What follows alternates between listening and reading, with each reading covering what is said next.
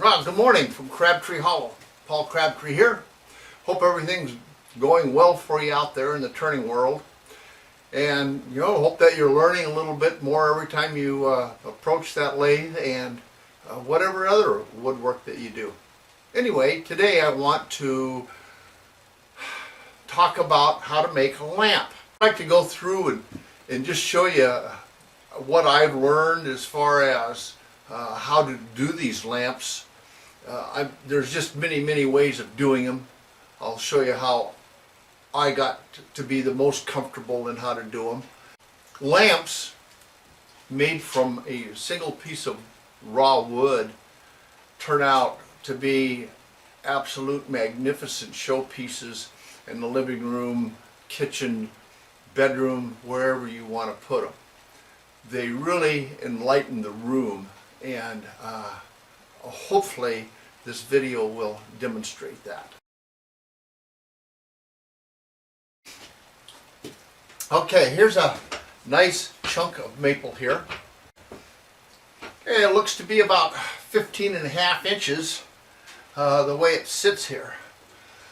So we take this thing through, and by the time I'm finished with it, probably be 14.5, maybe 15. By the time I get through leveling out and taking off the top and the bottom, we're going to lose some. I don't know just how much. But anyway, how I start off is with this chunk of wood, I make these drill bits. Now, in doing these drill bits, you have to make sure that the drill bit's going to go all the way through on a single pass. Don't go in a ways and then get too short with the drill bit and come back the other way. It won't work. I'll show you what I'm talking about. Here's a perfectly good lamp, except for one thing. I went down this way and I was too short, so I came back the other way. However, I went off, I got off, and so I went through the side. Now I thought maybe I could patch this, and because I like this design here, I thought maybe I could patch it and it would be okay. Wrong. Okay, it looks terrible. Does not do it. And in fact, the only reason why I kept this lamp instead of burning it was for demonstration of it, later on. I've used it a few times in demos. So anyway, you have to have a bit long enough to go all the way through. Now, how I do this is I would start with the base on this. And what I mean is I would have this as the top of it,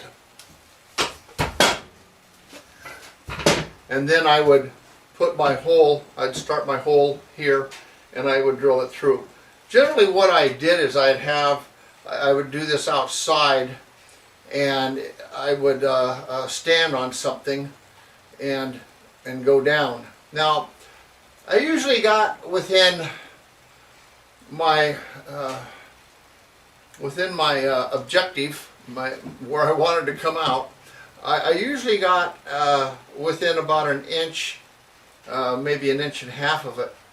So I wanted my piece to begin with a little bit bigger, so my crooked eye would be compensated for, that I would have enough wood on the other side to, in fact, shape my lamp the way I wanted to. So once I shaped my lamp and everything and got it down to where I wanted it, then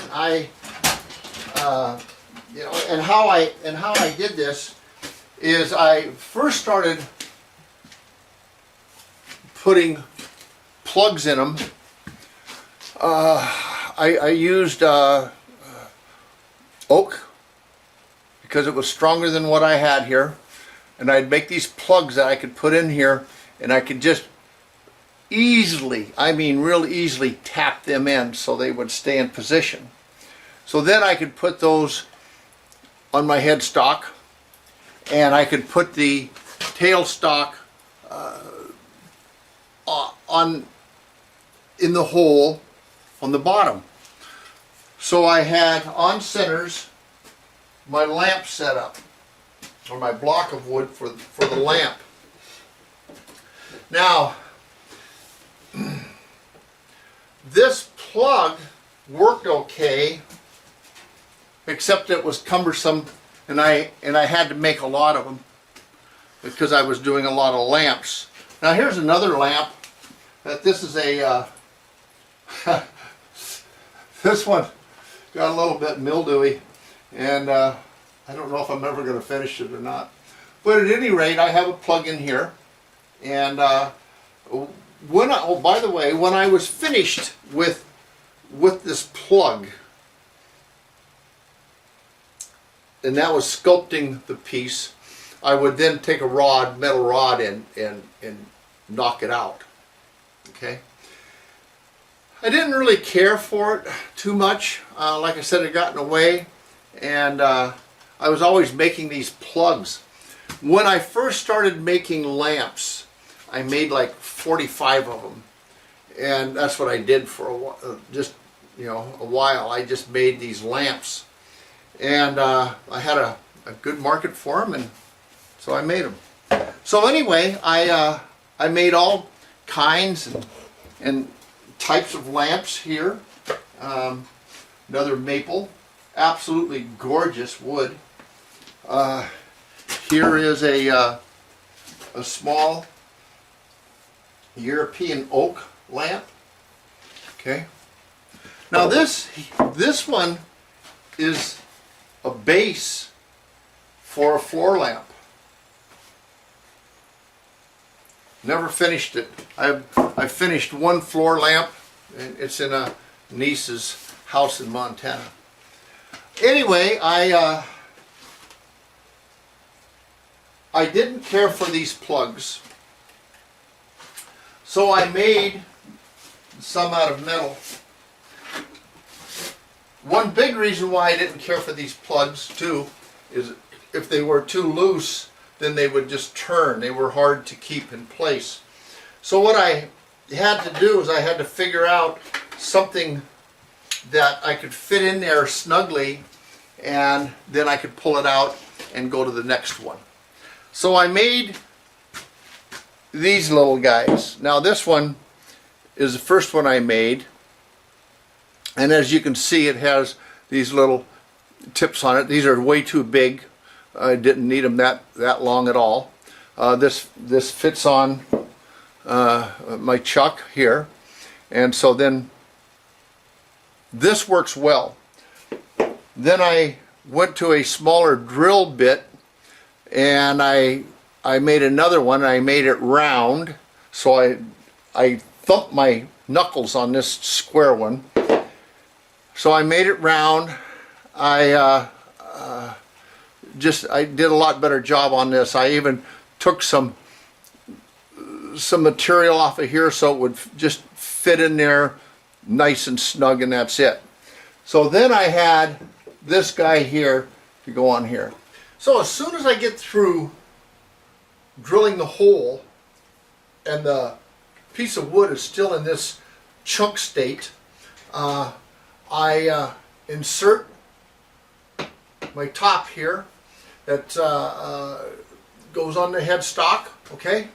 And then I put the hole that I've drilled on my tailstock, okay, my live center. So now I have my chunk of wood with a hole in it mounted on the lathe securely to shape into a lamp of my desire, okay? I had to come up with an accurate way of doing these 4 feet, you might say. And so I come up with this idea of making a little router box for my lathe. This table here that's adjustable. I have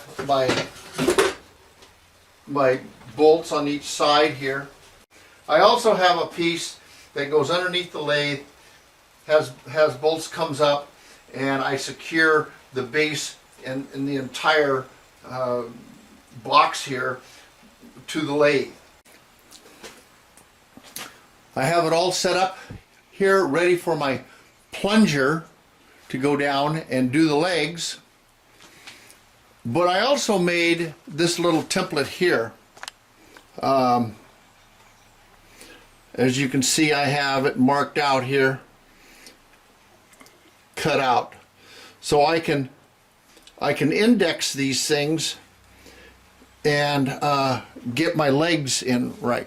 So I can index it, I can turn the piece, and everything is going to come out even. Okay. So what I want to talk next to you about is the hardware that goes into it.